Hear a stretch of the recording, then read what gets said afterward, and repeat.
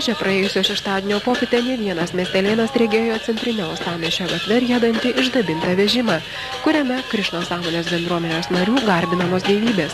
Tai pasaulinės padajatros šventės dalyviai švenčiantys šią šventę Lietuvoje. Šventėje dalyvavo iš Bostono šventyklos atvykęs dvasinis mokytojas Niranžanas Vamis. Krišnos sąmonės judėjimas yra grindžiamas daugiau kaip 5000 metų senumo.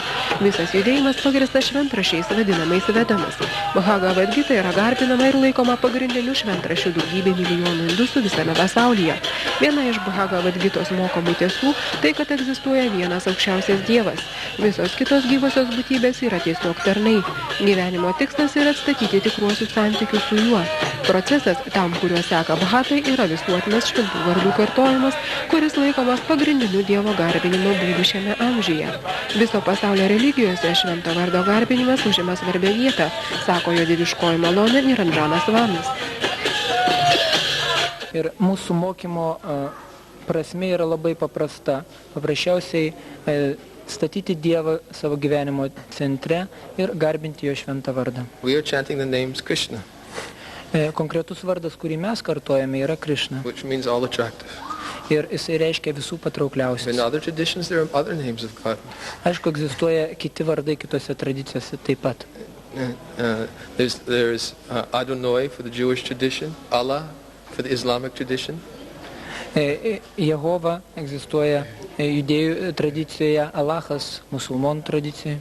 Whatever names of God one chants, one glorifies, then one will actually worship the Supreme Being by this process and develop a closer relationship with the Supreme. Ir koks iš vardų be kartojamas, tuo pagerbamas Dievas ir žmogus tampa artimesniu jam. So that is the fundamental basis behind of our teachings of our movement.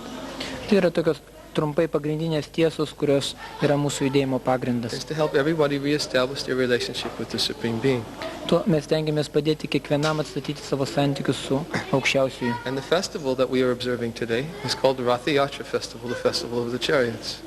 Ir ta šventė, kurią mes švenčiame šiandieną, yra vadinama Rathayatros šventė arba vežimų festivalių. This festival also dates back many thousands of years in tradition in India.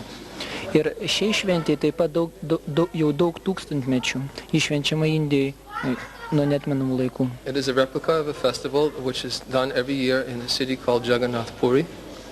Indijoje kasmet ši šventė vyksta Jagannatha Puri mieste. Where literally millions of people assemble to engage in this worship of the Supreme in this way.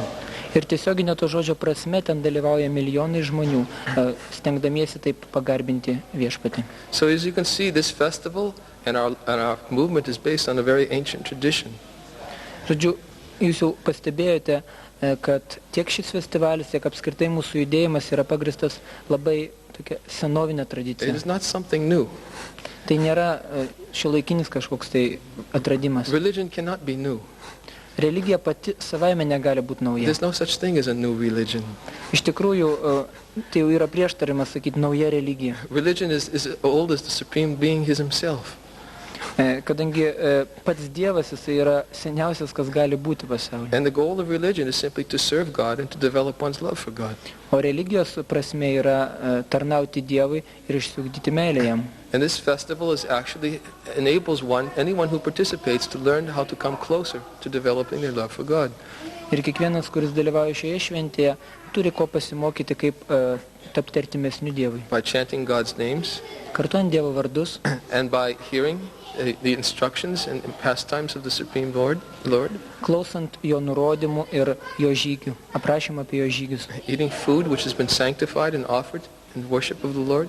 Taip pat ragaujant maisto, kuris pašventintas pasiūlius aukščiausiam. Anyone can actually embrace these teachings Kiekvienas gali iš tikrųjų priimti šį mokymą. as we are practicing right today in this festival Šios šventės metu mes tiesiog pademonstravom tai and praktiškai. apply it to their life and home. Kiekvienas gali tai tiesiog perkelti į savo namus. We are not saying that you have to shave your head and wear these robes to be devoted to God. Mes jokių būdų nesakom, kad jums reikia nusiskusti galvą ir nešioti šios drabužius tam, kad būti Dievo tarnu. This is not our message. Ne, mes to niekada nesakom. Tai ne ta žinia. Our message is to look within the teachings of your the essence of your religious teachings. Tai, ką mes kviečiame jūs padaryti, tai giliau peržiūrėti savo religijos tiesas. Because anybody can learn how to love God more. Kiekvienas turi ko pasimokyti, kaip labiau mylėti Dievą. Nobody can say, I love God completely. Niekas negali pasakyti, kad aš jau taip myliu Dievą, kad jau neturiu ko pridurti. Everybody can learn to love God more. Kiekvienas gali išmokti jį mylėti dar labiau. So we're simply trying to teach this in this festival and in our movement. Tai iš tikrųjų mes to ir siekiame tiek šią šventę, tiek savo pamokslaudami kitais atvejais. And that is why we're chanting these names of Hare Krishna. Štai kodėl mes kartuojam šios vardus Hare Krishna. Visos eisenos metu žmonės buvo vaišinami prasada.